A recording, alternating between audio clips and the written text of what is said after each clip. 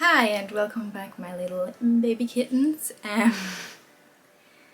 In this video I am actually upcycling a dress into a skirt. This was a dress that I actually found on clearance or on sale at a store, and I don't usually try to buy clothes new, like fast fashion ready-made clothes, but this was such a beautiful fabric and it was linen and cotton mix, and yeah, I just had to have it, and it was like, I don't know, so many % off, and I found the biggest size that I could find and I got that one so I would have most of the fabric, and then I decided to make a skirt, and here's how it went. This is the dress that I bought. It is rather unflattering on me. It has this elastic in the top bit, and yeah, that's about everything. The first thing I did was make the hem much shorter. It was like 6 inches and now it's 3. And then I put on the dress with an elastic just to make sure where my waistline is and where I need to cut. So I aligned the side seams on my side seams, and I marked with pins the center front, center back, and the side seams.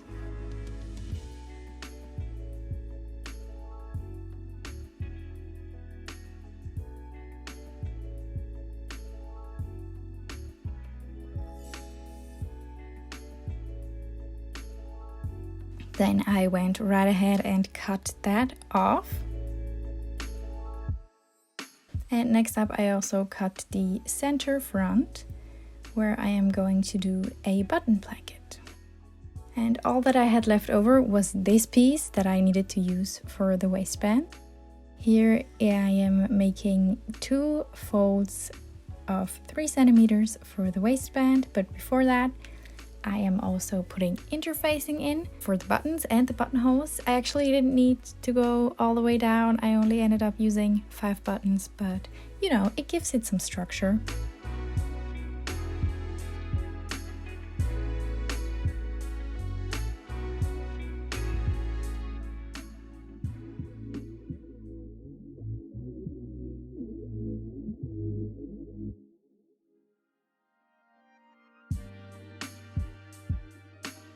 And then I go ahead and stitch all the way right at the edge.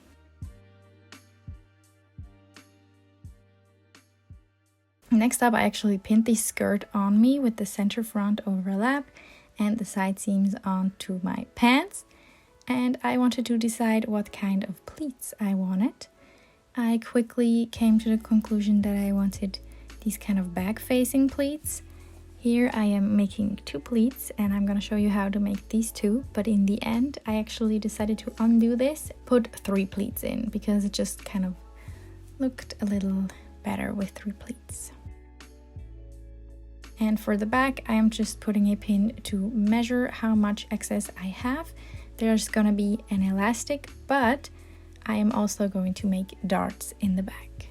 This is what I'm making here. These are the back darts.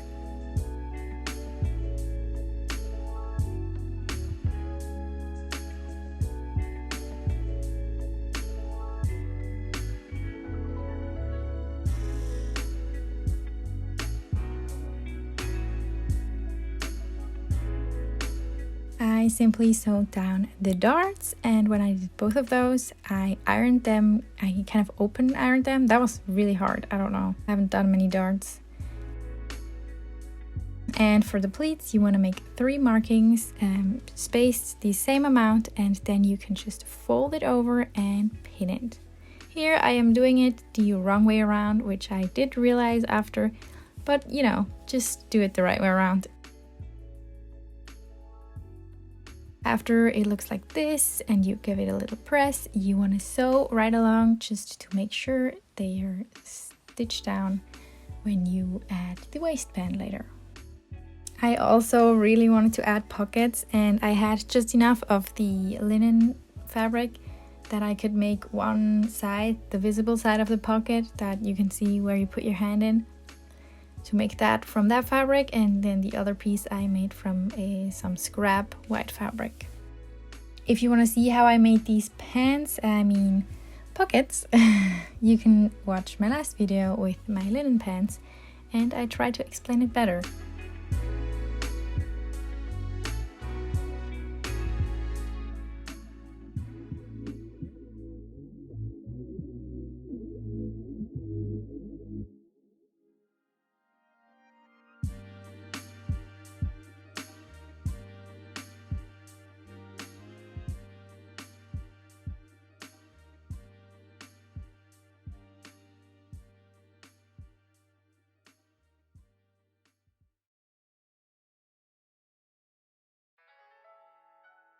There we go. You can also see the 3 pleats here that I have already corrected. And next up is already the waistband. I took a piece and I folded it in half and sewed down the corners to make the overlapping corners in the center front. Then I also flipped that inside out and I'm already attaching it to the skirt. I'm just attaching it right sides together. And I'm leaving it open, so I'm just putting right side of the band onto the right side of the skirt, and I am sewing that together, and I'm making sure I get into these corners of the waistband. That's not very hard when it's open still. Next step is to iron all of that seam allowance upwards into the waistband, and then taking the waistband and folding it under and pinning it down so the raw edges are hidden. I'm also adding the elastic in the back, which is why I'm not going to be sewing all the way. I am going to be sewing from the front to the pocket, and I'm going to leave a big gap so I can slide in the elastic, and then I'm going to keep sewing from the side seam. This is important. And I'm going to sew all the way the channel of the elastic, and then I'm going to leave another gap, and then I'm going to sew the rest of the skirt. This is what I have done here, and I'm inserting the elastic.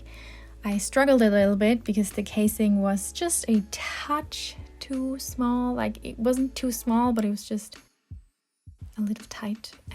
Then I'm sewing down one side of the elastic, and then I'm trying it on, making sure it fits perfectly, and then I'm cutting off the elastic and sewing down the other side just with a top stitch from the outside. And this is what it looks like. It kind of like got voluminous, bunched up, which is why I'm going to sew top stitches down just like this, and now it's perfect. I also have to close these openings, which I'm just doing from the front like I sewed the waistband.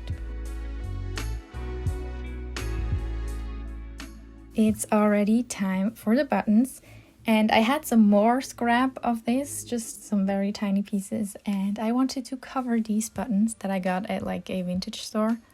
I think they're meant to be covered, I don't know, but that's what I did.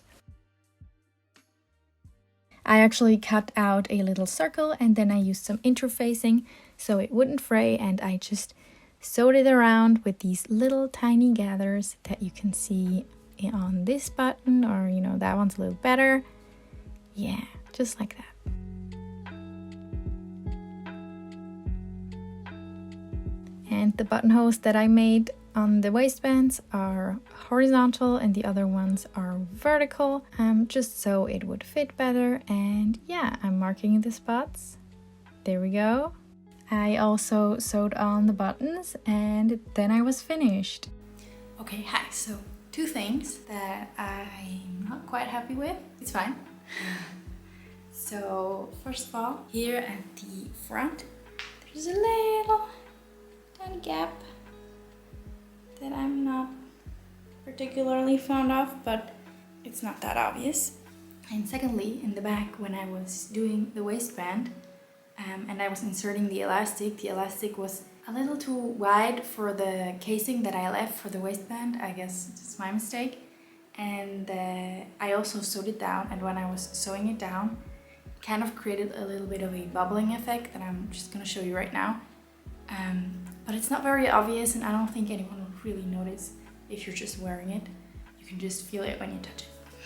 Right here, you can see it's a little bit luminous, not quite obvious. Yeah, otherwise I'm very happy. Thank you so much for watching, and please subscribe, follow my Instagram, and I'll see you all next time. Bye!